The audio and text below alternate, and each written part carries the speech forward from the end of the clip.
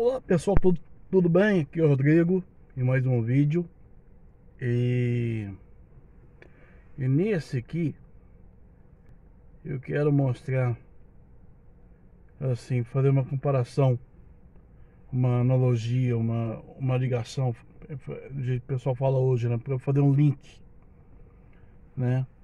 Entre a parábola do joio e o trigo com Caim, com o que aconteceu em Gênesis 3 ali, quando a serpente ela foi atentar Eva, tá?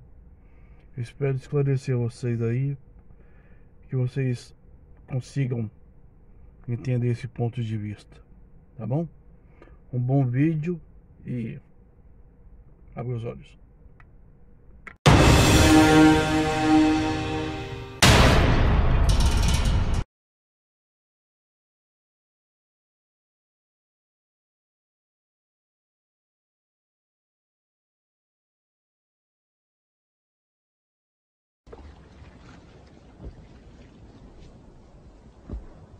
Jesus lhes contou outra parábola, dizendo: O reino dos céus é como um homem que semeou boa semente em seu campo. Mas enquanto todos dormiam, veio o seu inimigo e semeou o joio no meio do trigo. E se foi. E quando o trigo brotou e formou espigas, o joio também apareceu. Os servos do dono do campo dirigiram-se a ele e disseram: O senhor não semeou boa semente em seu campo? Então, de onde veio o joio? O inimigo fez isso, respondeu ele. Os servos lhe perguntaram: O senhor quer que o tiremos? Não, ele respondeu. Porque, ao tirar o joio, vocês poderão arrancar com ele o trigo. Deixem que cresçam juntos até a colheita.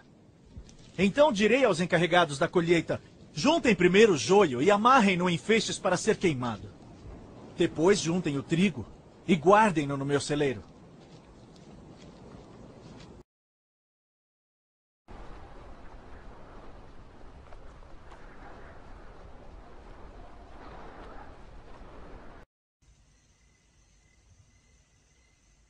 Então ele deixou a multidão e foi para casa.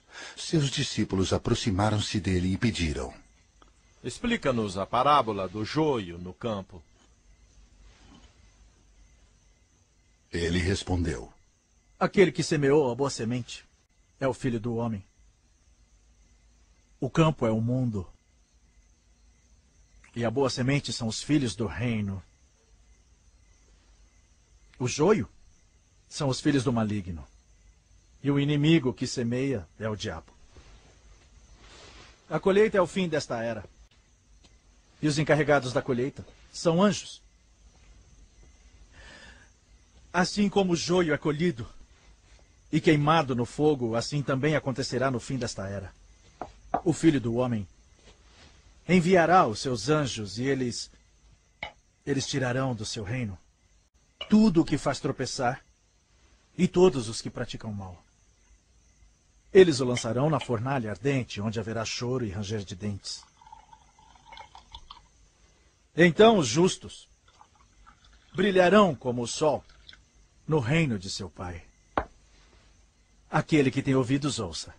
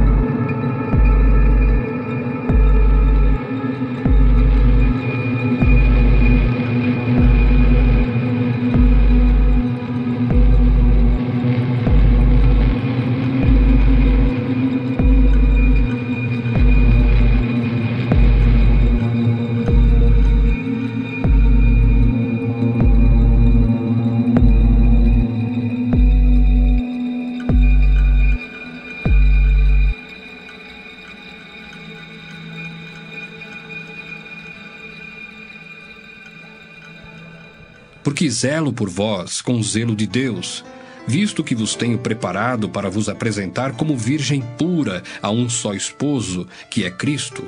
Mas receio que, assim como a serpente enganou a Eva com a sua astúcia, assim também seja corrompida a vossa mente e se aparte da simplicidade e pureza devidas a Cristo.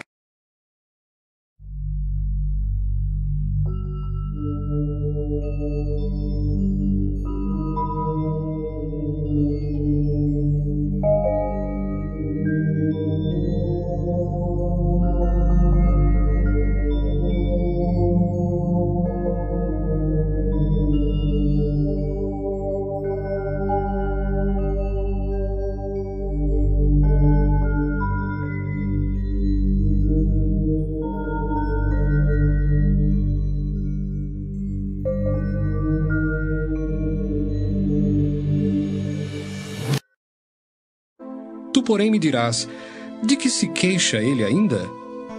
Pois quem jamais resistiu à sua vontade? Quem és tu, ó homem, para discutires com Deus? Porventura pode o objeto perguntar a quem o fez, por que me fizeste assim? Ou não tem o oleiro direito sobre a massa, para do mesmo barro fazer um vaso para honra e outro para desonra? Que diremos, pois, se Deus, querendo mostrar a sua ira e dar a conhecer o seu poder, suportou com muita longanimidade os vasos de ira, preparados para a perdição, a fim de que também desse a conhecer as riquezas da sua glória em vasos de misericórdia, que para a glória preparou de antemão, os quais somos nós, a quem também chamou, não só dentre os judeus, mas também dentre os gentios?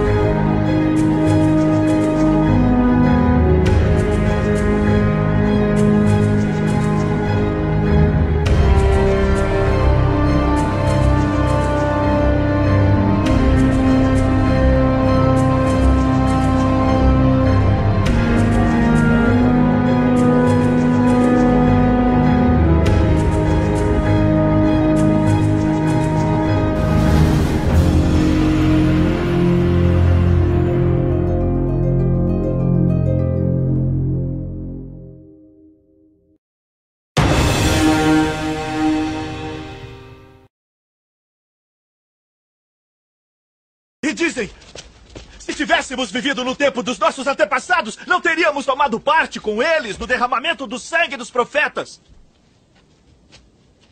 Assim, vocês testemunham contra si mesmos, que são descendentes dos que assassinaram os profetas. Acabem, pois, de encher a medida do pecado dos seus antepassados. Serpentes! Raça de víboras!